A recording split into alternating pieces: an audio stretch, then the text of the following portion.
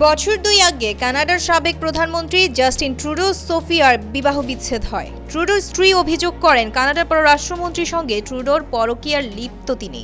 তবে স্ত্রীর অভিযোগ মিথ্যা প্রমাণ করে মার্কিন গায়িকা কেটি পেরির প্রেমে মজেছেন কানাডার সাবেক প্রধানমন্ত্রী।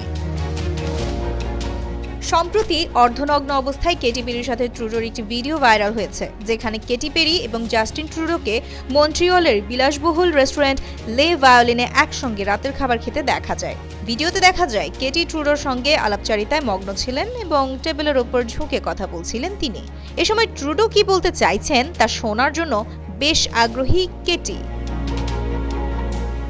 এদিকে তাদের এই প্রেমের বিষয়ে আনুষ্ঠানিকভাবে কিছুই জানাননি তারা। এবার ক্যালিফোর্নিয়ার সান্তা বারবারায় একটি বিলাসবহুল ইয়টে গায়িকা কেটি এবং কানাডার প্রধানমন্ত্রীর অন্তরঙ্গ একগুচ্ছ ছবি সামাজিক মাধ্যমে ছড়িয়ে পড়েছে।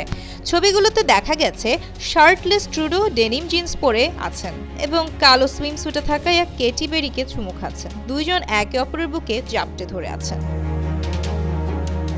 একজন প্রত্যক্ষদর্শী জানিয়েছেন, তিনি ছোট নৌকা নিয়ে কেটি ট্রুডোর ইয়টের পাশ দিয়ে যাওয়ার সময় তাদের অন্তরঙ্গ দৃশ্য ক্যামেরাবন্দি করেন।